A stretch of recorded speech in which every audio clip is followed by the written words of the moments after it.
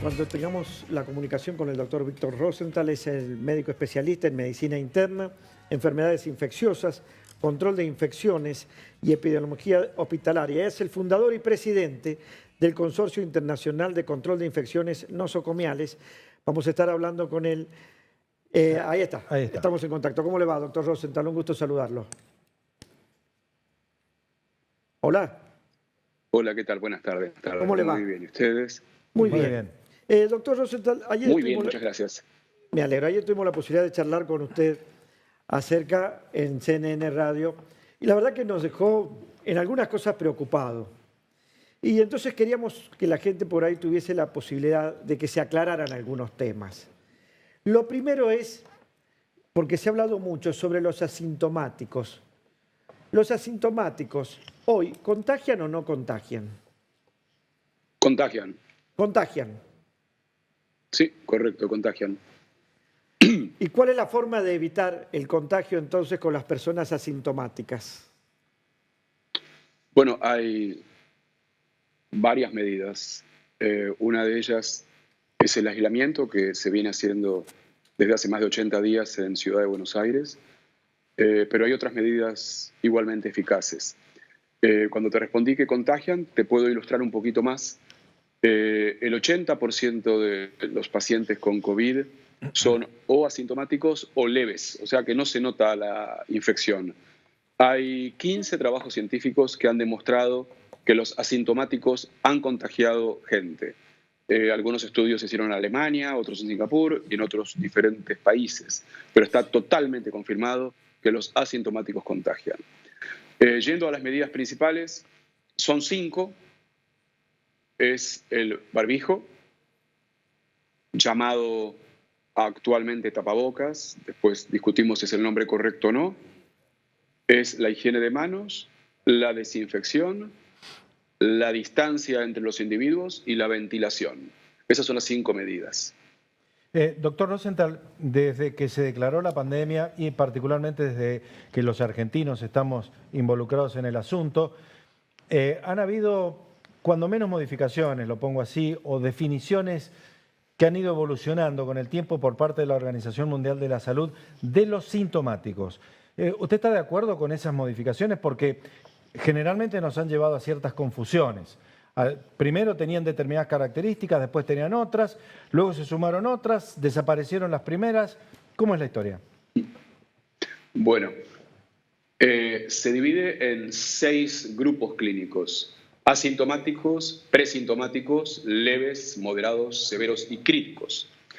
El 85% de los sintomáticos tienen fiebre, al igual que tos. El 80% tienen falta de aire y menos del 30% de ellos tienen una gran cantidad de síntomas, que son dolor de cabeza, dolor de garganta, dolor de abdomen, diarrea, falta de olfato, falta de gusto, síndrome de Guillain-Barré, una gran cantidad de síntomas. Pero cuando son sintomáticos, lo que predomina es la fiebre, la tos y la falta de aire. Quiero volver un poquito para el tema asintomáticos, digamos. Si yo estoy en una habitación con un asintomático más de 15 minutos, ¿me voy a contagiar? Sin duda. Bien, ¿cómo evito eso? Usted habló de los barbijos o tapabocas. Sí. Mucha gente camina por el centro y uno lo ve con los barbijos, pero lo utilizan a la altura de la boca y no se tapan la nariz. ¿Eso sirve o no sirve? Para nada, no sirve para nada. Hay que tapar por completo nariz y boca. Y es importante la tela. Lo hablamos ayer en la radio con ustedes en CNN. La tela es fundamental. Hay diferentes telas con las cuales se hacen barbijos. El polipropileno, una mezcla de algodón con poliéster, la tela de repasador llamado T-towel, también se puede hacer con algodón puro, con lino, con seda, con bufanda, y cada uno de ellos tiene una eficiencia en impedir el pasaje del virus diferente. Se ha hecho un estudio en el año 2013, o sea, ya tiene 7 años de existencia, porque acordemos que no es la primera epidemia o pandemia de infecciones del tracto respiratorio superior virales. Hubo varias. De coronavirus es la tercera. de H1N1 u otra, hubo varias, con lo cual el concepto de prevenir la infección de este tipo se conoce hace muchas décadas. Se sabe que este virus se transmite por gotas y por contacto de superficie contaminada. Por eso es que hay muchos artículos viejísimos, muy valiosos para aplicar ahora, que no estoy escuchando que se hable demasiado, lamentablemente, y aprovecho a hablarlo con ustedes. Este estudio que se hizo en el 2013, lo que hizo fue tomar por un lado el Bacteroides aetrophus, que es una bacteria, y por otro lado el bacteriófago, que es ARN. Nuestro virus actual, el COVID-19, mide 0,13 micrones. La bacteria mide 1 micrón y algo, y el bacteriófago mide 0,02 micrones. Con lo cual, si filtra el bacteriófago, que es ARN, de 0,02 micrones, va a filtrar al COVID-19. Estudiándolo de esta forma, vieron que el polipropileno frena el 85 a 90% de los virus, en realidad el bacteriófago, con lo cual también frena este virus.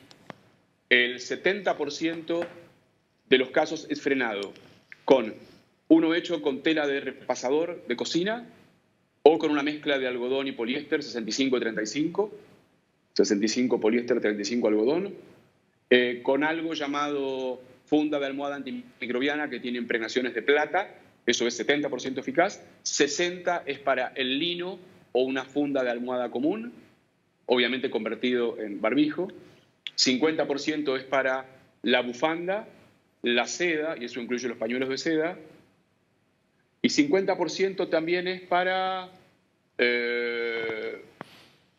se me escapó uno. Sí, no importa, doctor. No importa. El algodón 100%. Algodón 100%, que es la camiseta común y corriente. Bien. Ya los tenemos todos. El mencionados. N95, el famoso N95, lo barbijo, ¿no?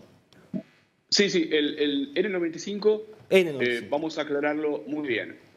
Frena cerca del 100% del virus, pero si yo soy un paciente que no tiene el virus, o una persona, un médico que no tiene el virus, me lo pongo y estoy frente a uno que tiene virus, el virus no me va a llegar a mí. ¿Sí? Pero tiene un filtro en la punta. Si es al revés, si yo tengo coronavirus y tengo ese barbijo colocado, el virus sale por ese filtro, porque por ese filtro sale lo que tengo en la boca y no deja entrar lo que está en el aire. Con lo cual, el N95 no sería ideal para que lo use la gente en situaciones comunes, sería ideal para que lo usen los médicos cuando están haciendo una maniobra en la vía respiratoria del paciente con el COVID. Doctor, una persona, mucha gente me lo pregunta, ¿cómo hace para diferenciar cuando tiene COVID de una gripe común? Porque ahora es época de gripes y acá en San Juan época de alergias, y me dicen, ¿cómo hago para saber si tengo COVID o si tengo directamente una gripe común? Bueno, la verdad es que sin hacer una PCR de transcriptasa reversa se complica. Yo vi por ahí que hay carteles y tablas diciendo, si tenés moco y esto es esto, si tenés esto otro es esto otro. Pero en realidad no es tan así, porque hay asintomáticos que tienen COVID y hay gente que tiene solamente dolor de garganta que tiene COVID. Hay gente que tiene solamente moco nasal y tiene COVID. Hay gente que tiene fiebre, más tos, más falta de aire y tiene COVID. Con lo cual, la verdad es que la única forma sensible y específica es la PCR de transcriptasa reversa, la cual tiene un 10% de falsos negativos y un 1% de falsos positivos.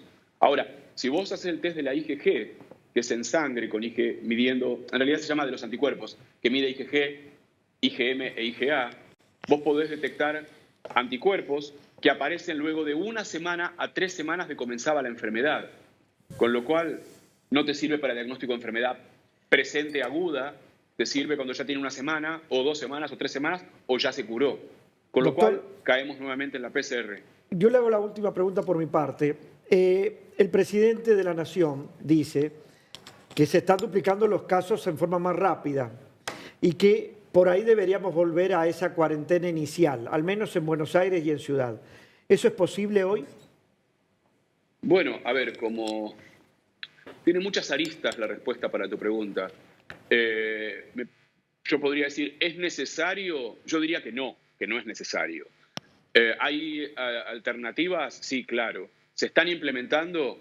No claramente. Si yo ahora salgo a la calle y le pregunto a la gente 5 preguntas, por ejemplo, ¿Es necesario tapar la nariz con el tapabocas? La mayoría me va a decir que no, y está mal.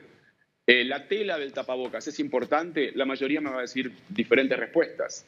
Si hablo de la distancia, algunos me van a decir 1 metro, otros 1,5 metros, otros 2 metros. Si yo voy a la calle y pregunto las cosas que hay que saber sobre el tema, la gente no lo sabe con precisión. Muy pocos lo pueden saber. Y ese es el primer problema, que no hay una campaña dedicada a capacitar a la población para entender cómo aplicar las 5 medidas principales. Las voy a repetir. El barbijo adecuado, la higiene de manos con el producto adecuado se sabe, pero no cuándo. La desinfección, se sabe lavandina, se sabe alcohol, pero hay más cosas. La distancia, hay confusión, 1 metro, 1,5 metros, 2 metros. Y el tema de la ventilación casi no se habla. Entonces, si estamos en una ciudad donde estas 5 cosas fundamentales no se saben con precisión, claro que si salimos a la calle y no hay cuarentena nos vamos a infectar. Pero no porque salimos a la calle, porque salimos a la calle sin saber qué hay que hacer y sin tener las medidas adecuadas disponibles. Y si querés charlamos de cada una de las 5 que acabo de mencionar, que solamente exploramos la del barbijo. Si el barbijo se lo llama tapaboca, la gente se va a tapar la boca. El problema principal del barbijo es que se lo llama tapaboca. Debería llamárselo de otra forma. Por ejemplo, tapa nariz-boca. O por ejemplo, barbijo. O por ejemplo, tapa rostro. En Estados Unidos se lo llama tapa rostro. Pero no conozco lugares que se llame tapaboca. Doctor, la última pregunta. Si usted tuviera que hacer un cuadro comparativo respecto de las medidas que adoptó nuestro país de los vecinos, particularmente Chile, que está muy afectado, y Brasil, tal vez en la cresta de la ola del problema, ¿cómo catalogaría usted las medidas que tomó Argentina? Bueno, en realidad la diferencia principal fue el momento que se implementó la cuarentena. Pero yo conozco otros ejemplos superiores a Chile y Brasil como para mencionar de cómo se ha difundido la capacitación de la gente, de la población para evitar el contagio y otras medidas, como Nueva Zelanda, como Suiza. Hay muchos ejemplos para compartir. O, por ejemplo, la implementación del cierre de fronteras en forma inmediata, como hizo Nueva Zelanda e Israel. Podemos comparar eternamente, pero lo importante es que hay 5 medidas fundamentales que yo no estoy viendo que la gente las conozca en profundidad, simplemente por caminar cuando voy de compras o cuando voy a un centro de salud o por hablar con conocidos. No se sabe bien cómo prevenirlo. Lo único que se sabe es la cuarentena, quédate en casa. Pero por ahí no pasa el asunto.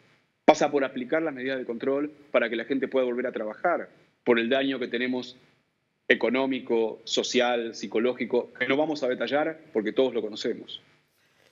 Es así, doctor. Muchísimas gracias. Muchas Y gracias gracias por estar en contacto Gracias. con nosotros. A ustedes por la invitación. Muchas gracias. Hasta luego. Bueno, antes de ir a la próxima nota vamos a aclarar que en Dismar